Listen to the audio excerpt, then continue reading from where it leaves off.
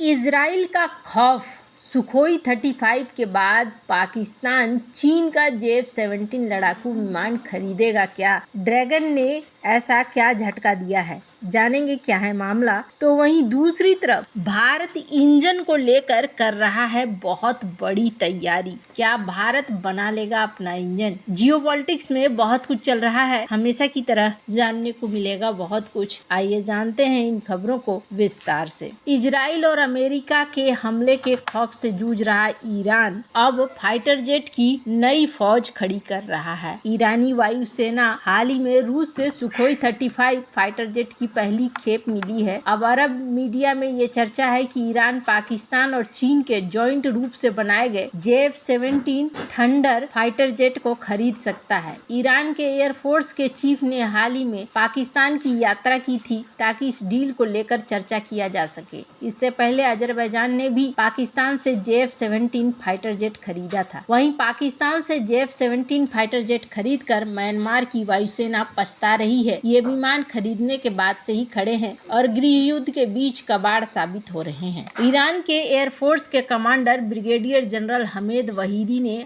हाल ही में पाकिस्तान की यात्रा की थी। उसके साथ वरिष्ठ अधिकारियों का एक दल भी गया था। इस यात्रा के दौरान वहीदी ने इंडस शील्ड 2024 हवाई अभ्यास का जायजा लिया था। उन्होंने पाकिस्तानी एयरफोर्स के चीफ के साथ मुलाकात भी की थी। अरब मीडिया का दावा है कि ईरानी एयरफोर्स चीफ की इस यात्रा का मकसद J-17 फाइटर जेट हासिल करना था। इसे चीन की मदद से पाकिस्तान में बनाया गया है। ईरान की नज़र J-17 के ब्लॉक 3 पर है, जिसके काफी आधुनिक होने का दावा किया जाता है। ईरान चाहता है कि चीन उसे J-10C फाइटर जेट दे, जो उसने पाकिस्तान को दिया है। चीन ने इस J-10 विमान को देने से मना कर दिया है। ईरान चाहता था कि चीन 36 J-10C विमान उसे दे दे, लेकिन पैसे को लेकर मामला फंस गया। चीन चाहता था कि ईरान विमान के लिए नकद पैसा दे, लेकिन तेहरान उसे उस विमानों के बदले तेल बेचना चाहता। इजराइल के साथ तनाव के बाद से ही ईरान अपने सबसे बड़ी कमजोरी वायुसेना को मजबूत करने में जुटा है। ईरान के खिलाफ कई पश्चिमी देशों के प्रतिबंध लगे हैं, इस वजह से वो फाइटर जेट नहीं खरीद पा रहा है। पश्चिमी देशों के प्रतिबंध की वजह से ईरान अभी अमेरिका के 1979 में बनाए गए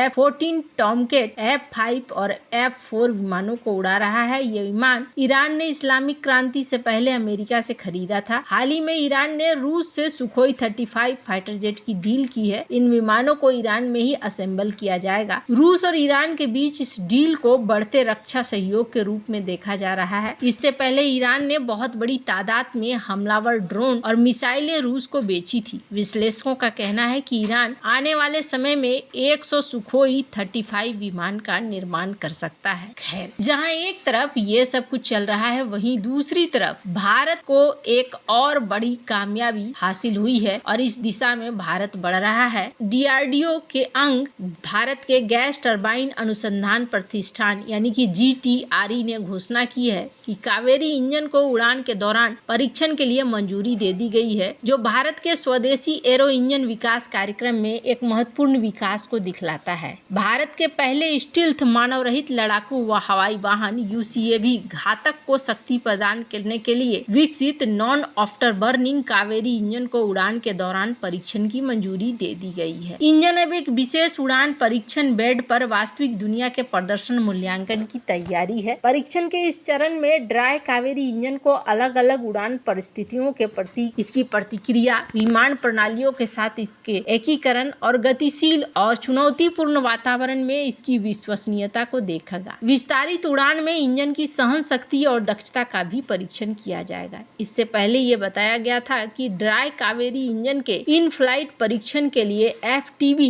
एक संशोधित इल्यूशन और फिक्स्ड विंग 4 इंजन वाला टर्बोफैन विमान है। परीक्षणों के दौरान कावेरी ड्राई इंजन के 4 इंजनों में से एक की जगह लेगा। परीक्षण का स्थान ग्रोमो फ्लाइट रिसर्च इंस्टीट्यूट होगा, जो मॉस्को और रूस के पास है और ये संशोधित IL-76 पर आधारित है। इन फ्लाइट परीक्षण के लिए मंजूरी व्यापक और कठोर मूल्यांकन के बाद की गई है, जिसमें रूस रूस में की गई ऊंचाई सिमुलेशन और भारत में व्यापक ग्राउंड परीक्षण शामिल है। पिछले साल रूस में central institute of aviation Motors में 13,000 फीट की ऊंचाई पर सफलतापूर्वक परीक्षण किए थे और इन परीक्षणों के दौरान ड्राई कावेरी इंजन 48.5 kN का थ्रस्ट उत्पन्न करने में कामयाब रहा, जो कि यूएवी अनुप्रयोगों के लिए प्रदर्शित किए जाने वाले बेंचमार्क से ज्यादा है। कावेरी इंजन को गैस टरबाइन रिसर्च एस्टेब्लिशमेंट द्वारा विकसित किया जा रहा है। श्रेय डीआरडीओ को दिया जाता है। रूस में इन हाई क्षमता वाले सिमुलेटर परीक्षणों को किया जाएगा और माना जा रहा है कि यहाँ पर डीआरडीओ की मांग है कि इसे 73 से 75 kN तक बढ़ाया जाए। धीरे धीरे अगर ये चीजें बन जाती हैं तो समझ लीजिए कि कावेरी और आगे बढ़ जाएगा और यहाँ आगे बढ़ने का मतलब ये है कि यहाँ पर अब भारत ने एक चरण पास कर लिया है, आगे भी यहाँ पर चीजों को की जाएगी। कहा जा रहा है कि भारत लगातार कोशिश कर रहा है कि ये इंजन अब उसकी पूरी तरीके से बन जाए और भारत इंजन के मामले में आत्मनिर्भर हो जाए। इसके पीछे कई कारण हैं, जैसे कि ये भी देखने को मिला है कि अभी बातचीत हुई है और बातचीत में पता चला है कि जो GE404 इंजन है इसको लेकर बात चल रही है। F414 इंजन को लेकर भी बात चल रही है, जिसमें कहा जा रहा है कि प्राइस और ज्यादा बढ़ सकता है। अमेरिका के साथ जो डील हुई है उस डील को लेकर अभी तक हामी नहीं देखी जा रही है। भारत के हल्के लड़ाकू विमान तेजस MK-1A में इस्तेमाल किए जाने वाले अमेरिकी जनरल इलेक्ट्रिक GE ने GE404 में देरी की और अब लंबा इंतजार करना पड़ रहा है। अब ये बात सामने आई है कि तेजस मार्क 2 के प्रोजेक्ट का अनुमान बढ़ सकता है। ऐसे संकेत हैं कि तेजस मार्क 2 में इस्तेमाल किए जाने वाले GE414 इंजन की कीमत में वृद्धि होने की संभावना है, क्योंकि लागत में वृद्धि हो सकती है। GE414 एक उच्च प्रदर्शन वाला आफ्टर बर्निंग टर्बोफैन इंजन है जो विभिन्न उन्नत लड़ाकू विमानों में इसके अनुप्रयोग के लिए जाना जाता है। कंपनी के अनुसार F414 कोरियाई KF-X और भारतीय मध्यम लड़ाकू विमान जैसे उभरते प्लेटफॉर्मों के साथ साथ अन्य संभावित अनुप्रयोगों के लिए पावर प्लांट है। सरकारी कंपनी हिंदुस्तान एरोनॉटिक्स